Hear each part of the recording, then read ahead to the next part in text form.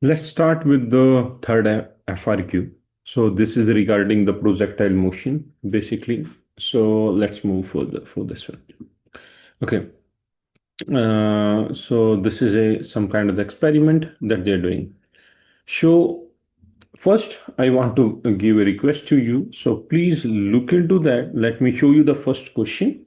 Carefully go through that the question is, and first try to attempt from your side. Let me scroll it bit by bit. And so you can stop and you can first try from your end and then watch that video. So I request to you. So hopefully that the questions are clear to you. So let me scroll it down so you can first attempt it. Let me show you the third part also the question. C part. So this is eventually the question that means. So, okay, so up to this one we have the question. So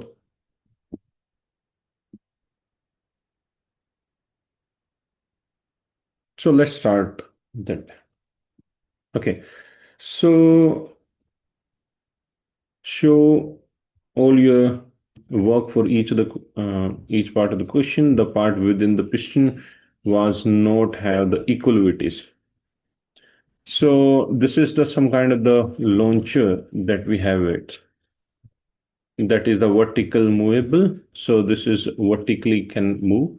So the stand have the maximum height is 60 centimeter tall, and this is the sphere. So it is going to be launch something. So projectile motion. So this is a sphere, and there is a carbon paper and a plain paper. So as you put it the carbon paper on the top one, as a ball will fall on this one, so it will leave a mark over there so that you can identify the range. So where range is basically the distance from this, from where you launch it and where it fall down. So this is the basic idea is, and there is a meter stick you have it to measure the distances.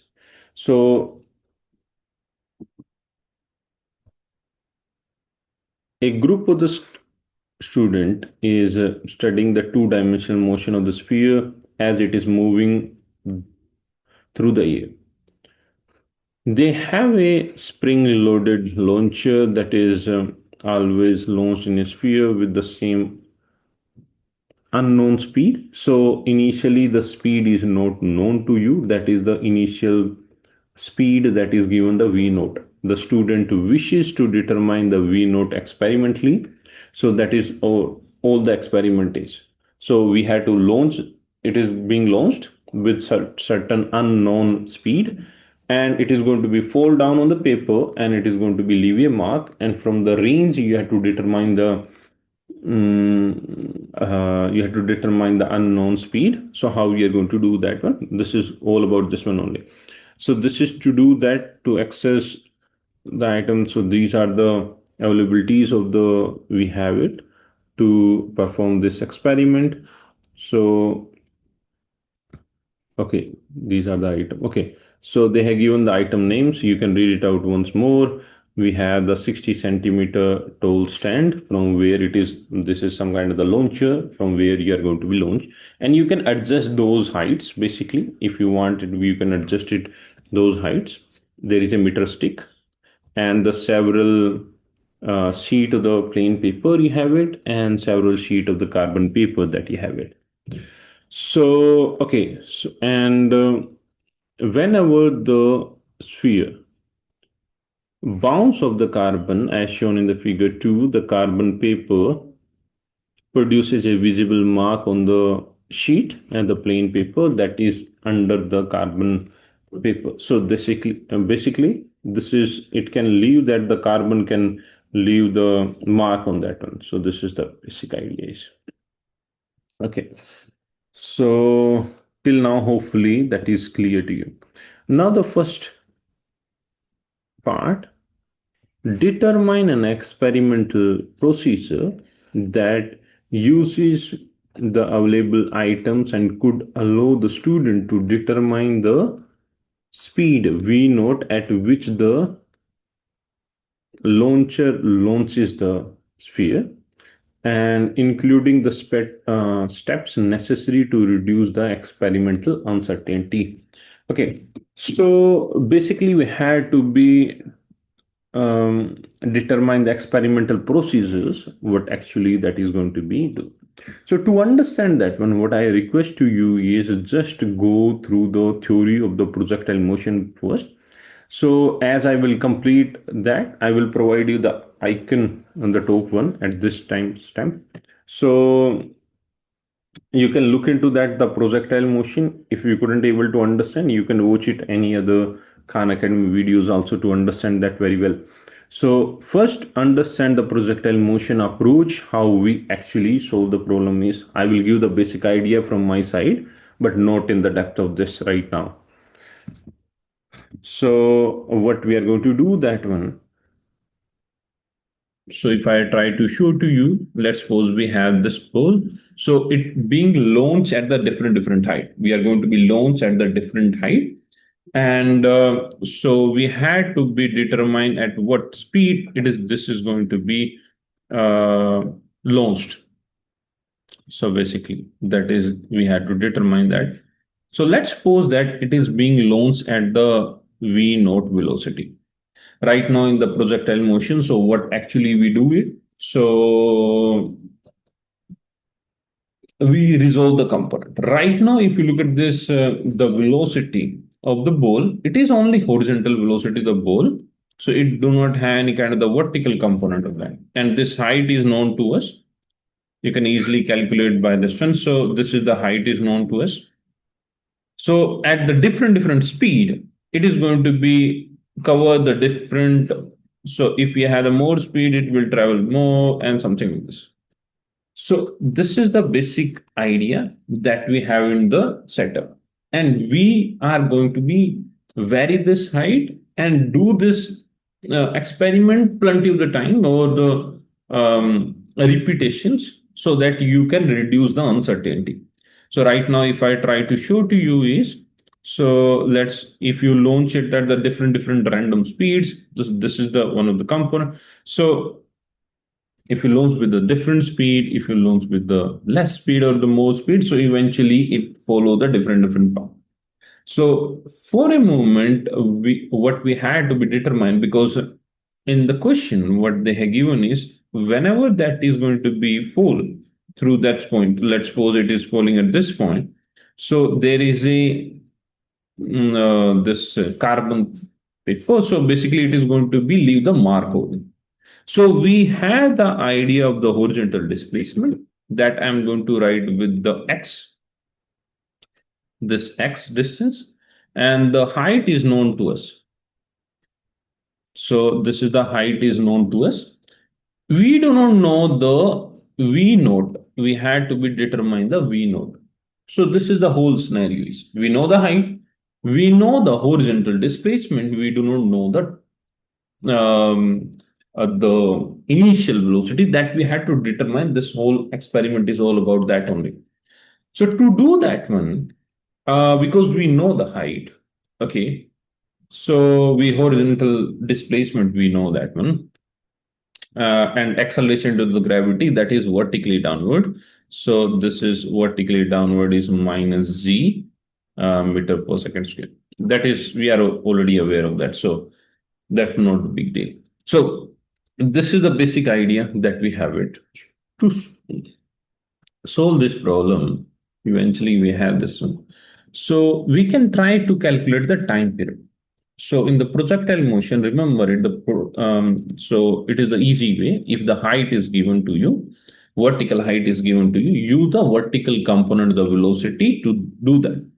So right now, if you look at this carefully, what is the vertical velocity initially? Initially, when it is going to be launched at this side, what is the vertical velocity component? So it is how much it is?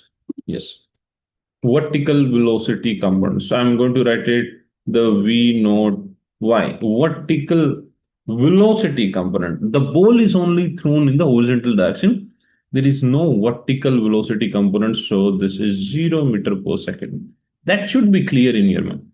Only the ball have horizontal velocity component. That is the V naught that we are taking it right now. So keep this thing in the mind. And if you have the idea, we always split the component, all the component horizontally and vertically to solve the problem.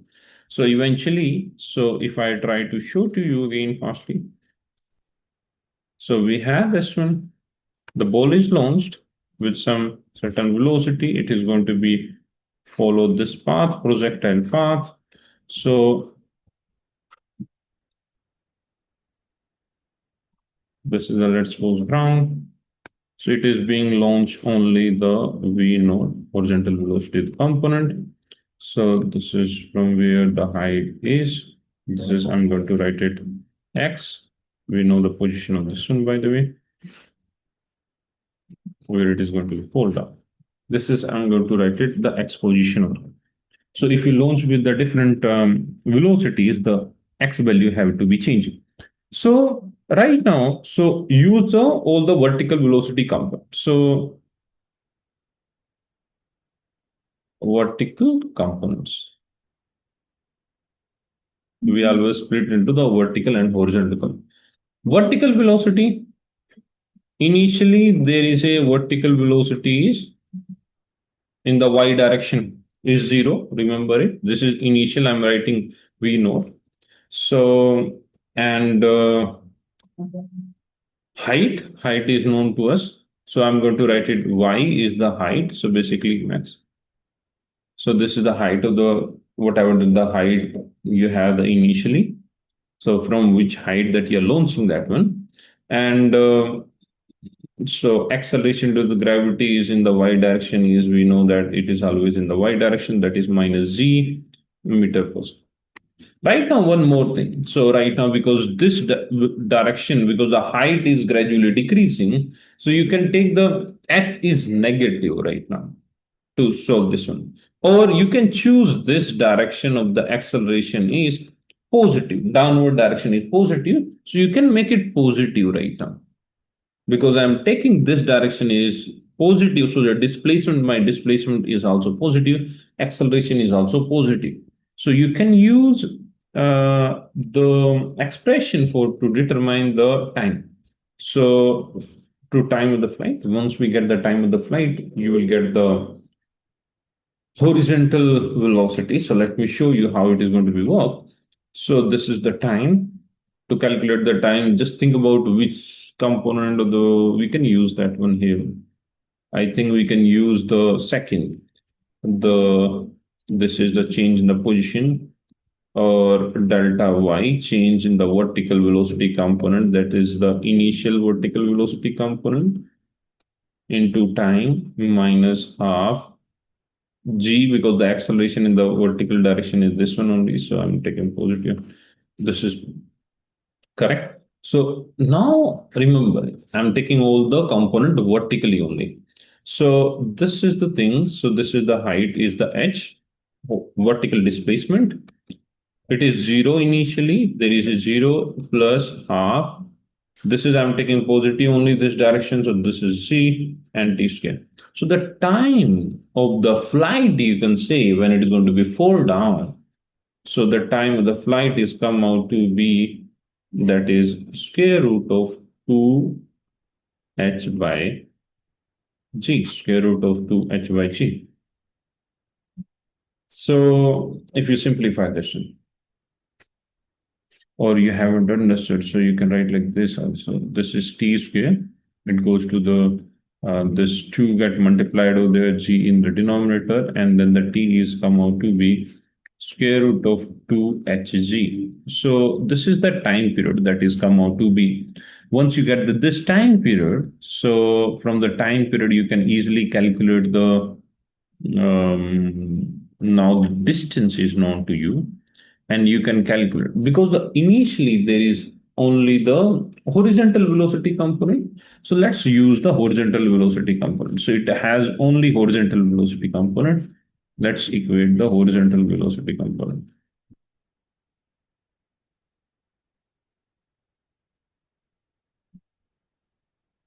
So you can write like this. So displacement in the horizontal direction is known to you. So I'm writing this delta x, change in the x is u x initially. What is the initial velocity in the x direction into time plus half a x t square.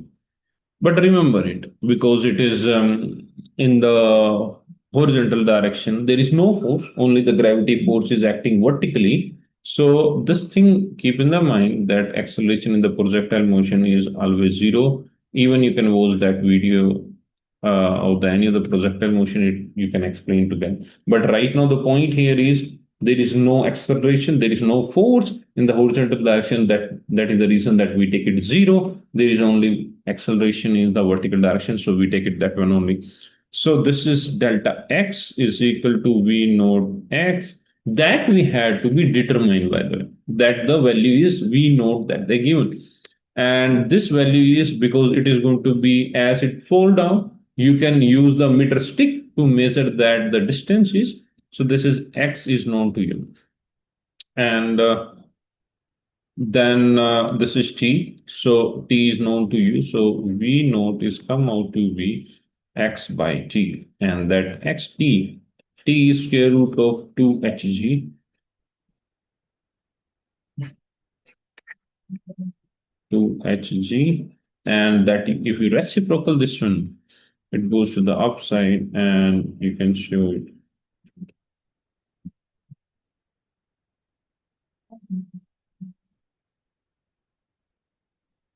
Let me move this one.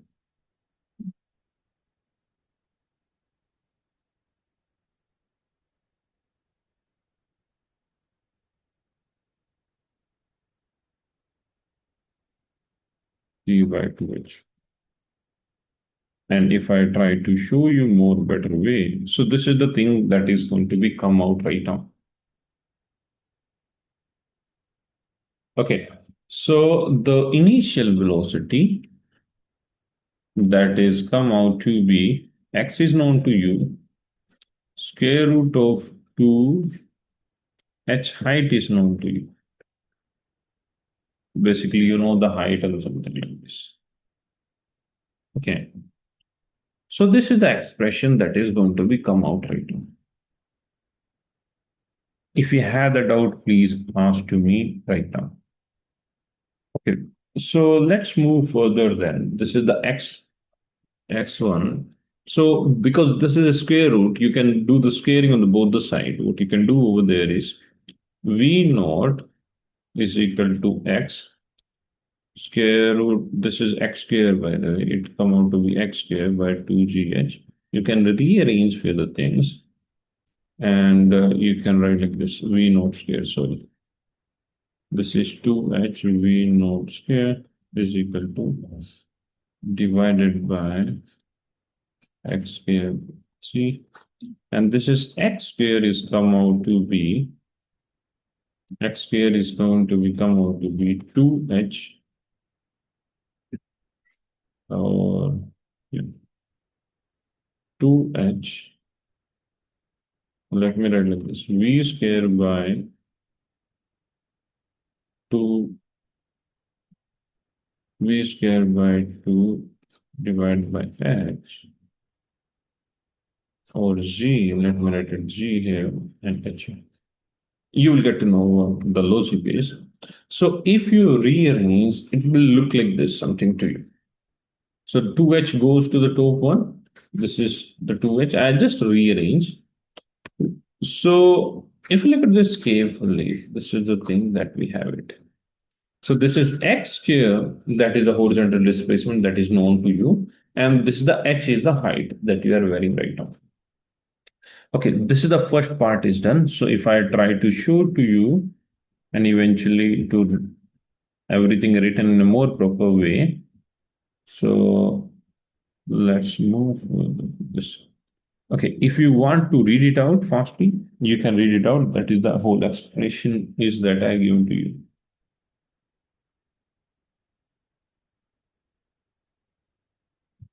Okay, so you can closely read it out few the things what actually it is.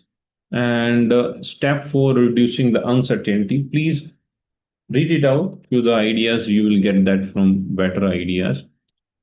So these are the steps that you have to be make sure that you determine that one. You can read it out. Now, let's continue then.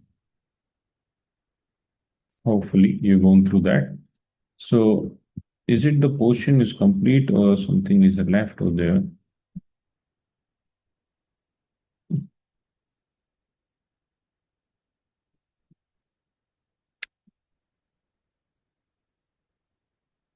Allow the determinant to the vertical list. Okay. Now, in the second part, the student. I'm moving to the next part. That one. The student are required to use the linear graph to determine the value of the V note. So we had to make the graph, identify the two quantities when graphed will produce a straight line that could use to determine V note, and describe how the property of the graph described in the first part and be used to determine that one. So the logic is, so we had to make the straight graph. To make the straight graph, that is the reason that I had re-changed that. So right now this is the V note, we got that. But right now, because experimentally we are going to be do plenty of the repetitions, by the way. So you have the different values. You have the data and the table. You are going to be form over there. So you have a bunch of the values. For that, you are varying the height and making the variable. So, but the V note is not changing. By the way, V note is the fixed to which that is it being launched every time. So if you look at this carefully, right now we have to draw the straight line. To make the straight line, we have to be assume this is as a, if you know that, we have to assume this is as a capital Y I'm taking. On the capital Y, I'm going to take it the whole x square values, means x is the distance, I'm going to square it. On this is the slope of the graph. This is the x, I'm going to write it on this. So y is equal to mx. C is the 0 over there, y-intercept is 0. So the logic is, if you look at this carefully, on y-axis, what I'm going to write it? On the y-axis, I'm going to write it the x square. So to get the straight line, I had to be this y component of that, I'm going to write it x square. On this, I'm going to write it x square. On this, on the x-axis that I'm going to compare, that is, I'm going to write it height of that one. And you will get some straight line. And because if you compare that y is equal to mx, this whole quantity will give you the slope. If you look at this scale.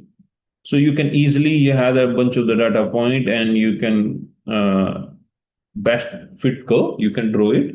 And from there, you will get the slope of that one. Find out the rise over the slope of that one. The slope of the graph or the gradient is the same thing.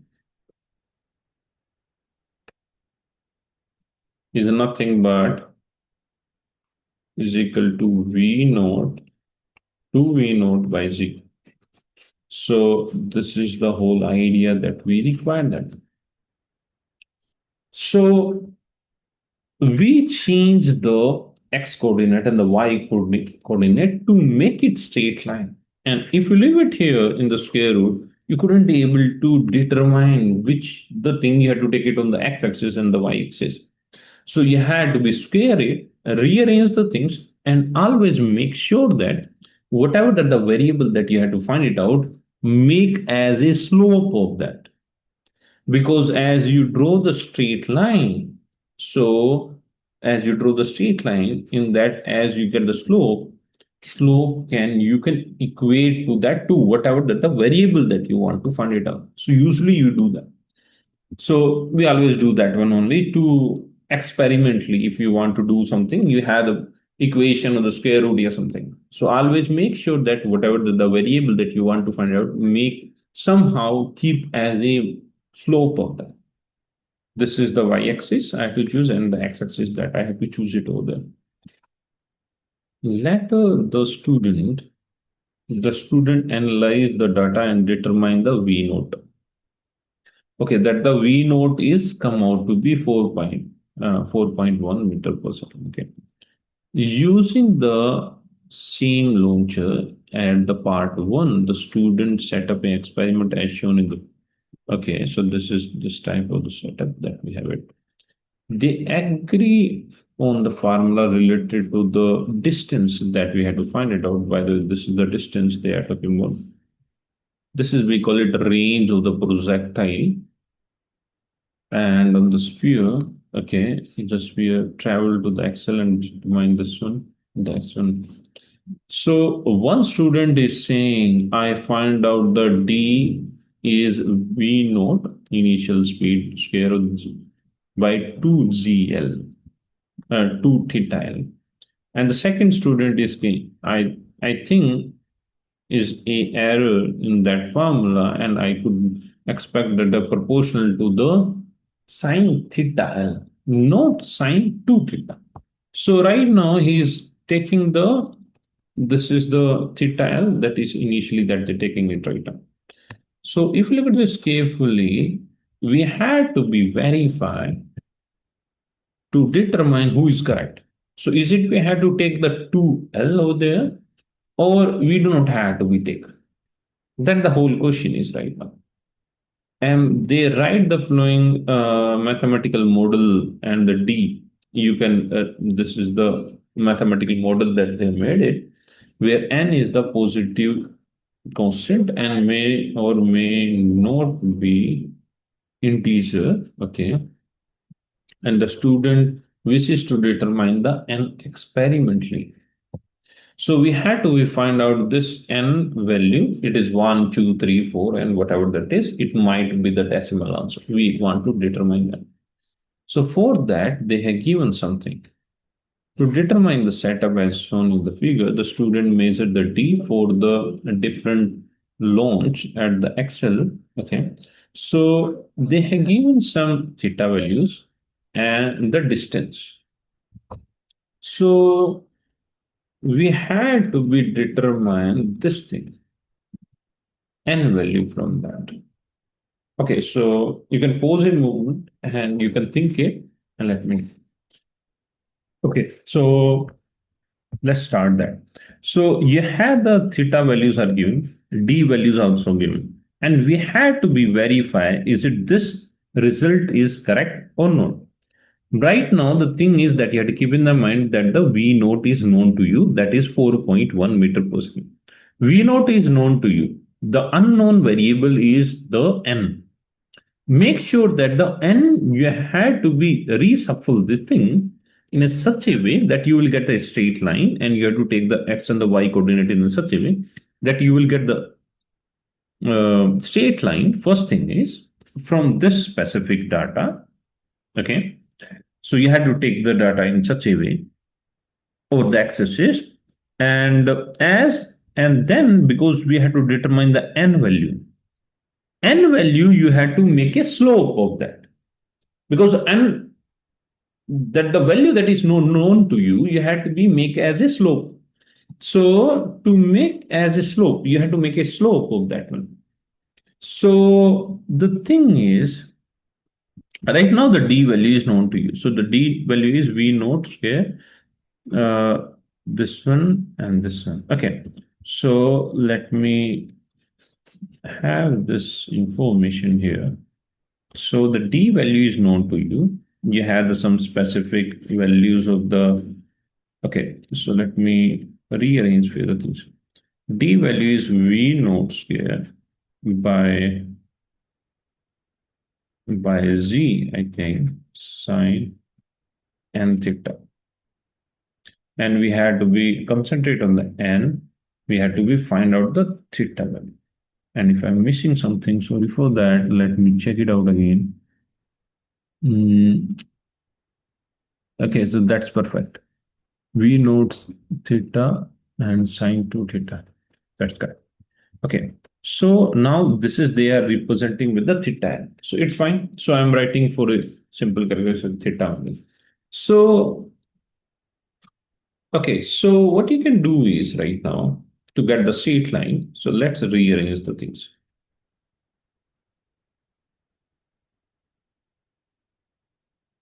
N theta, correct?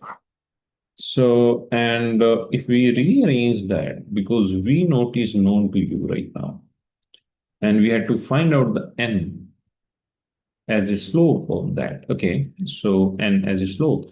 So let me rearrange the things more.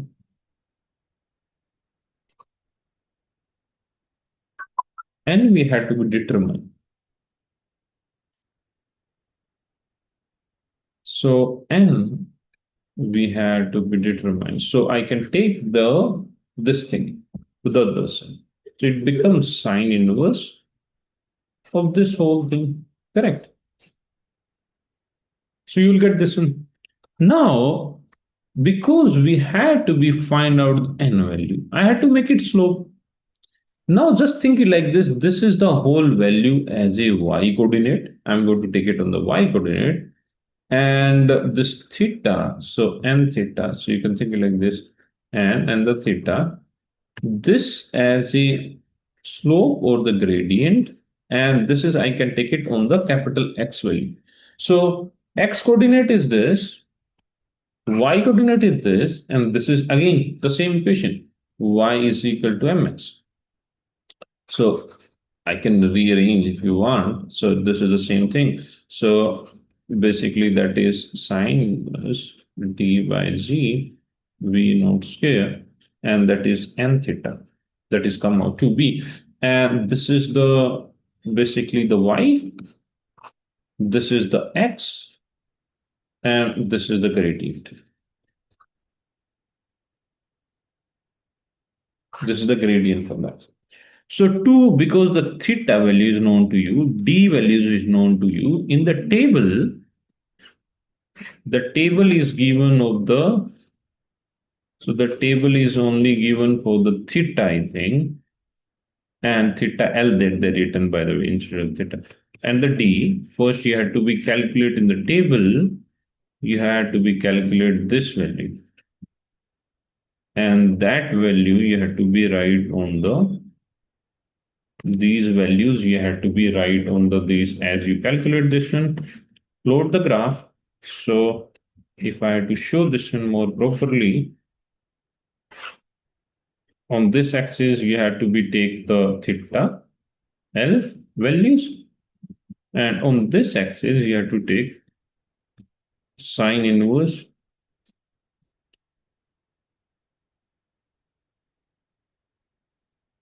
dz by v naught. This is the value that I had to take. So this is the whole concept is, so this is the theta L and sine dg by v naught square that you have to take it on this axis, and you will get a straight line. And from a straight line, if you compare that one, the two gradient to find out the gradient will give you the n value, the n value. And if you calculate it, come out to be by the way 2 point something might be. So whatever that is, you are getting so 2 points. So the nearest value is the 2. So the initially that the student one is saying that it should be 2 value. So that is true about that. So if you want to read it out more about this, so this is the thing that you have it. And this is the C and the D part that I'm trying to explain to you right now. And this one. So you can check it out. The way that you can approach to the question is, so this is how you can write it. And this is the graph ultimately that you can draw it, and you can draw the best fit curve and you will get something. And this is the n value. Most probably if you want to find it out the slope value that you have it. So if you have more doubts, please leave the comment in the back. Thank you. Have a good day.